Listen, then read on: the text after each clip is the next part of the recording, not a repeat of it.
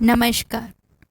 हर दिन एक भिखारी दरवाजे के पास आकर भीख मांगता था और घर का मालिक हमेशा घर के बाहर आते ही देखकर उसे अनदेखा कर देता या कई बार उसके लिए अपशब्द भी कहता। वो कहता कि तू जिंदा ही क्यों है, पूरी जिंदगी ऐसे ही भीख मांगेगा क्या, धरती का बोझ क्यों बना बैठा है। और कभी कभी उस भिखारी को गुस्से में वह धक्का भी मार दिया करता था।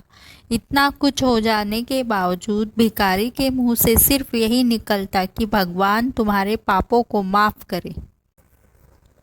एक बार सेठ को धंधे में बड़ा नुकसान होने की खबर मिली। सेठ बहुत परेशान था कि तभी उसके दरवाजे पर वही भिखारी आया। गुस्से में अपना आपा खोते हुए सेठ ने उस भिखारी को पत्थर दे मारा।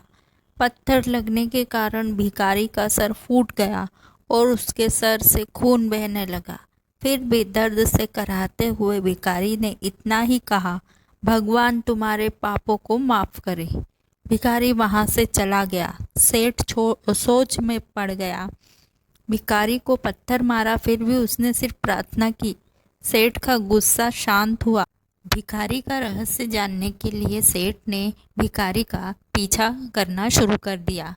भिखारी जहाँ जहाँ जाता सेठ उसके पीछे जाता। सेठ ने देखा कि कोई उसको खाना देता तो कोई उसको मारता, कोई अपमानित करता तो कोई गाली देता। लोग भिखारी के साथ चाहे जैसा व्यवहार करते, लेकिन भिखारी सबके लिए एक ही प्रार्थना करता, भगवान तुम्हारे पापों को माफ करे। अब रात होने को आई थी। भिखारी अपने घर जाने के लिए लौटा। वो अपने घर पहुंच गया, लेकिन सेठ अब भी उसका पीछा कर ही रहा था। एक पुरानी टूटी हुई खटिया पर एक बूढ़ी औरत लेटी हुई थी। काफी कमजोर और बीमार लग रही थी। वह भिखारी की पत्नी थी। अपने पति को वापस आता देखकर वह खाट से उठ खड़ी हुई।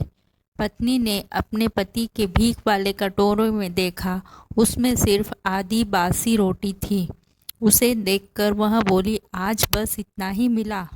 और हाँ, आपके सर से खून निकल रहा है, ये चोट कैसे लगी। बूढ़ा भिखारी बोला, आज बस इतना ही मिला, किसी ने कुछ दिया ही नहीं। सबने गालियां दी और एक ने पत्थर भी फेंका, इसलिए मेरा सर फट गया। एक गहरी ठंडी सांस लेकर बूढ़ा भिखारी फिर से बोला, यह मेरे ही पापों का फल है। तुम्हें याद है कुछ सालों पहले हम कितने अमीर थे? क्या कुछ नहीं था हमारे पास। हमारे पास हर चीज़ ज़रूरत से ज़्यादा थी, लेकिन हमने कभी दान नहीं किया। और उससे भी बुरा हमने उस अंधे भिखारी के साथ किया जो हमारे द्वार पर भीख मांगने आया करता था। बूढ़ी पत्नी की आंखों में आंसू आ गए। वह बोली, हाँ, हम उस बेचारे अंधे के साथ बहुत बुरा करते थे, उसका अपमान करते थे, उसे खाने के लिए रोटी की जगह कागज़ दिया करते, उसका मजाक उड़ाया करते और कभी कभी उसे मारा भी करते।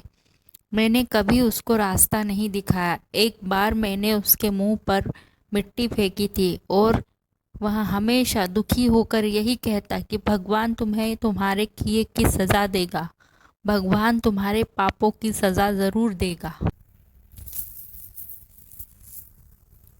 उसका श्राप सच हुआ और हम इस दुख भरी जिंदगी में आ गए। भिखारी बोला, हाँ, उसका श्राप सच हुआ, इसलिए मैं किसी को बद्दुआ नहीं देता। चाहे कोई मेरे साथ कैसा भी बर्ताव करे, मैं हमेशा उसके लिए प्रार्थना करता हूँ। मैं नहीं चाहता कोई भी हमारे जैसे जिंदगी का अनुभव करे, किसी को भी हमारे जैसे दुखों का सामना करना पड़े। वो नहीं जानते कि वह कितना बड़ा पाप कर रहे हैं, इसलिए अनजाने में हुए पाप की ऐसी सज़ा किसी को भी मिले, मैं नहीं चाहता। सेठ वही छुपकर वह सारी बातें सुन रहा था। अब उसे सब कुछ समझ में आ गया था।